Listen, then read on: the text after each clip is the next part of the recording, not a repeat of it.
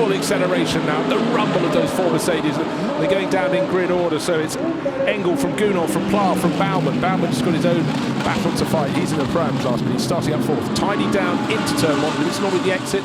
Well, a few cars using all the concrete there. That's the reason it's down there. But the pole man up into the first turn, well, the second turn, the first tight turn, the top of the hill, that's turn two, in the lead of the race. So Maro Engel, a couple of cars running a little bit wide, including the Allied Racing Porsche, up at turn two. Down the hill they go. And this is what I love on the opening lap. Looking down, this is about 10th position, because we can look back to the McLaren that started 11th. And Ollie Wilkins trying to keep out of trouble, but equally trying to gain a place here or there. And now with John, we come to turn 6, where there was trouble on the opening lap in the first race. Are we going to be lucky this time around? But wow, look at this.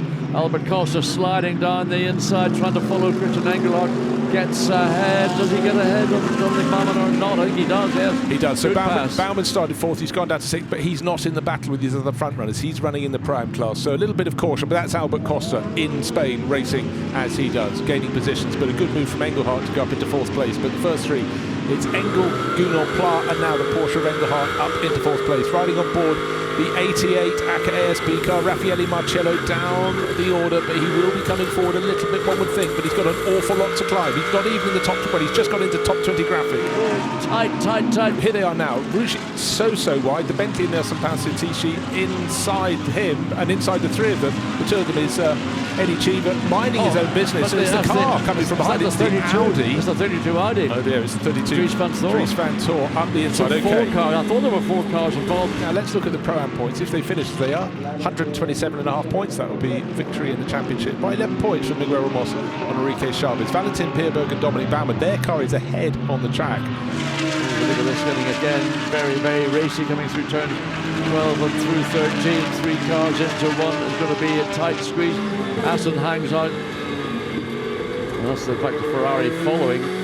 So he might well do quite well. Eddie Cheever might have done better out of that than he thought. He's got alongside the Audi, and he can control that position from the. So he's coming across and across to try and get a better entry into turn one. The Audi, oh, it's gone round it. What a drive round the outside.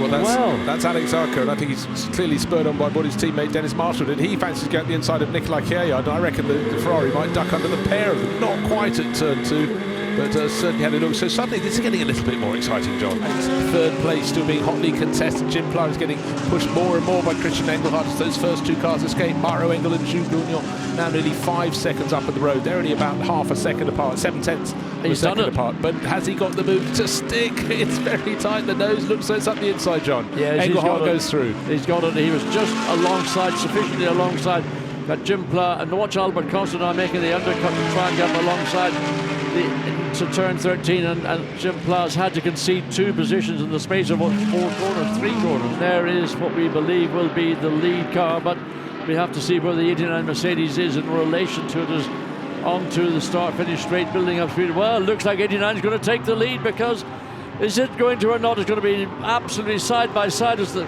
Mercedes 6 enters the corner and 89 returns to the racetrack. Couldn't get any closer than that, and of course the 89 car with Ramzan Ombrescu couldn't pull across the bows. Maro Engel looking a little hot, but very pleased to do the little punch of the fist there. And Stoltz, it's up to him to deliver from here, and you feel it's in a safe pair of hands. But for Petro Ombrescu, this is racing at a level he hasn't had this exposure before, and already you can start to sense that Stoltz is pulling clear. McLaren just about going to get past Aurélien Panis, but side by side. Will the Audi concede, or was it going to just shut the door and put both cars in? I think they did concede, because the McLaren's gotten into turns 12 and 11 and 12 cleanly, and there it is. So the pass was made by Ben Barnicle. He got the run out of turn 11 and into 12, and he took the high ground, and nothing that the Audi was able to do to resist Ben Barnicle. Now, this little battle slightly further back. It's Thomas Tuger in the Aston Martin, that's 159, just ahead of Frank Bird, and Ricardo Fella's still in behind. They've gone around the other way. Fella's got ahead of Frank Bird. Now he's got his eyes trained onto the back of the Aston Martin, so we didn't expect Ricardo Fella to take very long to make that further progress. But he did it this lap, so the lap chart will suddenly a flip over on the timing screens, and we'll see position gain. There it is, 15th becomes 14 for Ricardo Fella. Not about to pick off Tugler, is he? The Aston Martin doesn't leave the door quite open, but he can get up the inside. He can put that Lamborghini where he wants it, John. Yeah, but what he did, he put pressure on the Aston and forced the Aston to go into turn 8 a little bit too quickly, And very thoughtfully, cleverly, Ricardo Feller dived back under the Aston, and now Frank Bird likewise is saying, can I get alongside? But it's going to be difficult. He's run too wide on the exit of turn 11. But that is good thinking and good driving from Ricardo Feller to force the Aston to make that mistake. Absolutely extraordinary battle. That's Leo Roussel, Timo Bogoslawski, Dennis Marshall and Benjamin Goethe at the back of that grouping. Very, very tight cluster of cars, and Dennis Marshall gaining positions. Timo Bogoslawski just doesn't look right for the 88 Mercedes today. Wow, and it just about gets around the outside. Look up the inside as well as the Audi gets alongside, but I've just got alongside. Then it's now the cut back. So again, coming into turn 5. So the job was done initially by Dennis Marshall, and I thought we were going to see the Benjamin Goethe get through. He's going to go the long way around turn 6, and there's no room on the outside to get further and further run off the racetrack in the process of doing that. And where is that number 30 Audi? Well, there it is. He's a long time. It's when you look back thinking, okay, he's going to drop into line behind. He absolutely hasn't. And Timo Bogoslawski still has the inside line, but momentum around the outside with a bit of push and shove and a bit of gravel. Goethe, you young fellow, you're not coming through, said the Russian. You've got Bogoslawski in front of him, then Goethe, then Galbiati, and he's got the speed in that Lamborghini. The question is where? But I tell you what, Feller is great value to watch. He understands how to use his race car. He understands the competitor he's trying to challenge. So Bogoslawski is now, what did he do? Into turn 6. Now watch the undercut from the Lamborghini. Here we go. There we are. Even a genius could have worked that one out. You did, John. No, I'm not saying that. I'm just saying a genius could have done it. And what makes it so extraordinary, this was a car that was all at sea. The car just didn't feel right yesterday through practice. It got up to qualifying, 2 front row positions. They guessed the right way or used their experience, and that's 2 wins from 2. So joy for Mauro Engel out of the cockpit, but in the cockpit, Lucas Stoltz will be celebrating. Petro Uberescu, huge celebration for him, taking a 2nd place.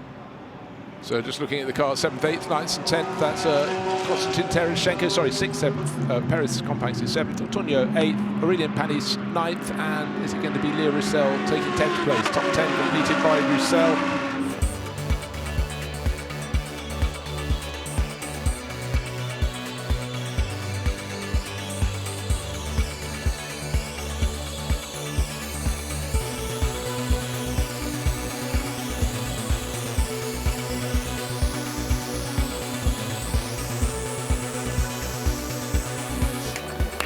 ¿Se recuerdan lo alto del podio del circuito, Ricardo?